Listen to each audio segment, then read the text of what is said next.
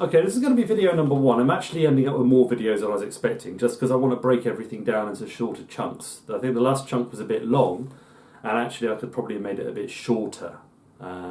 People are still complaining a little bit about the pacing of that one.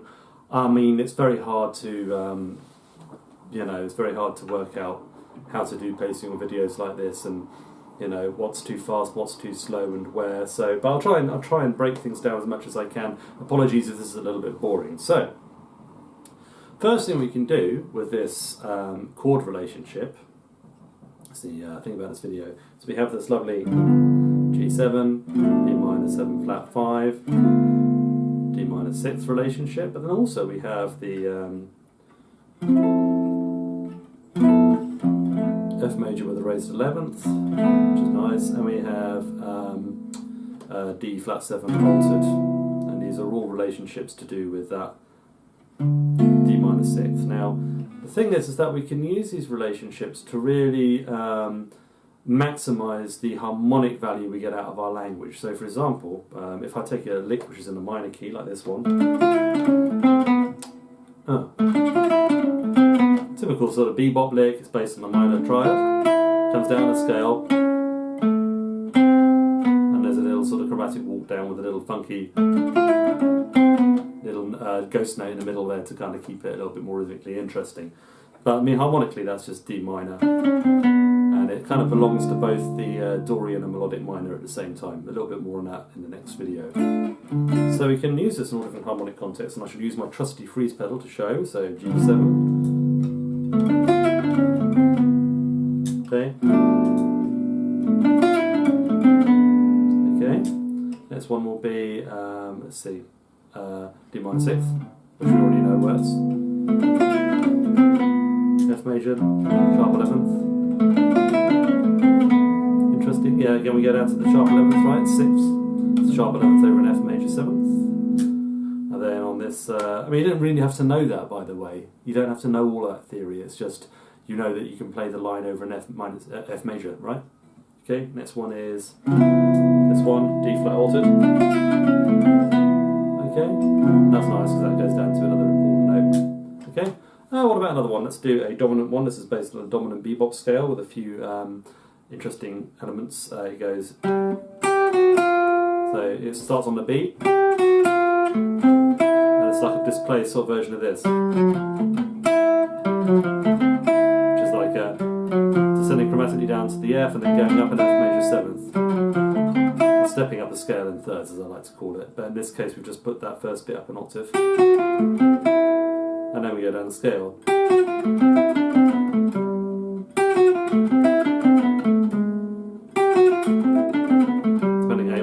So if I put it on a G7, obviously it works.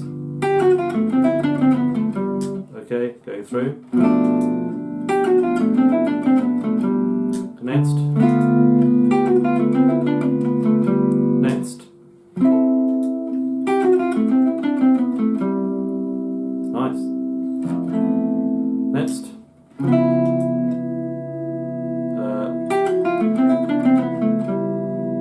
Okay, right. So you've got all of that. I mean, it might also be worth bearing in mind that you can, you can track this sort of phrase through a whole tune. You can just play one phrase through the whole tune because this covers all the chord types. In practice, I don't really do this because I like to think of things as resolutions into major.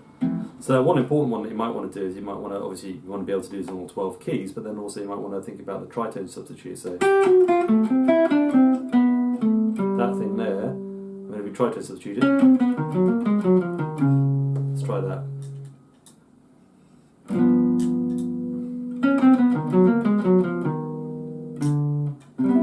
So I'll probably resolve it differently.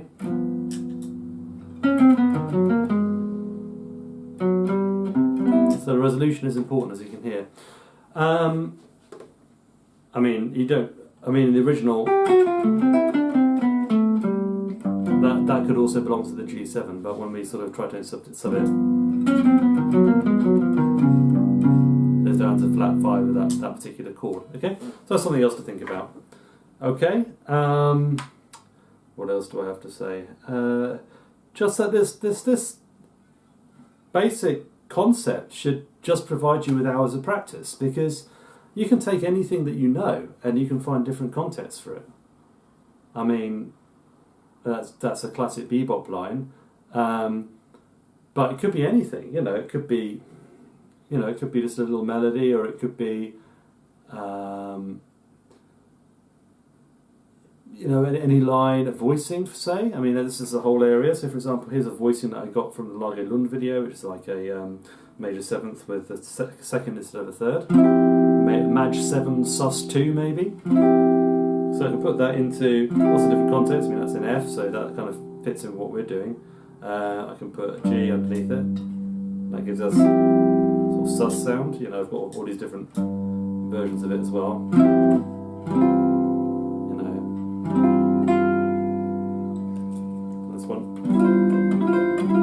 So on, okay. Let's do B flat.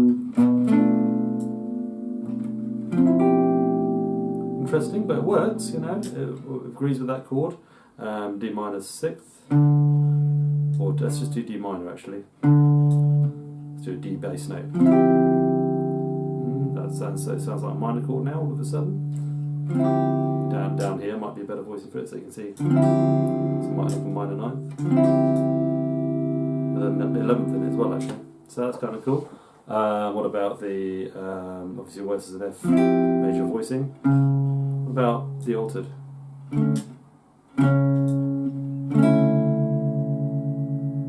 That's really cool. So if I put...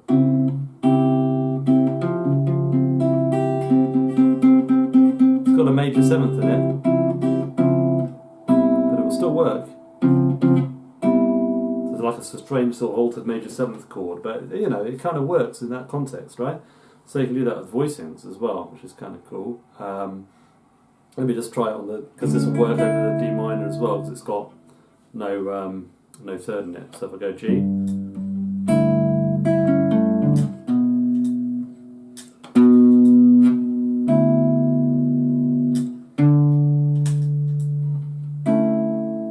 okay, F. That's the complex one, isn't it? It's got the raised 5th in it. It's a very hip major sound. Oh, that's very nice, especially with that semitone clash. Oof, dark. Okay, cool. So, I mean, I'm just saying that you can maximise the use of anything you ever learn on the guitar. You can find all of those 5 different applications for it right away. Okay.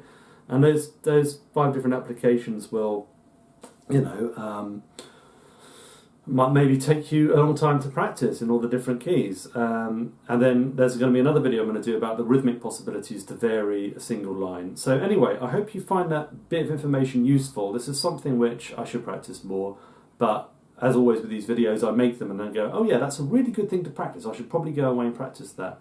I just want to say that this is can also be found in the teaching of people like Ben Monder and Lage Lund and so on. They apply it to voicings, but anything that can be applied to a voicing can also be applied to a line. And there are more harmonic contexts beyond just the ones I've outlined today. Those are just the very obvious ones that I use all the time, but there are other ones as well, of course. And actually, you're only limited really by your ears and your imagination. But those are the main ones, and I think for a sort of beginning or intermediate jazz guitarist, it's important to know that linkage.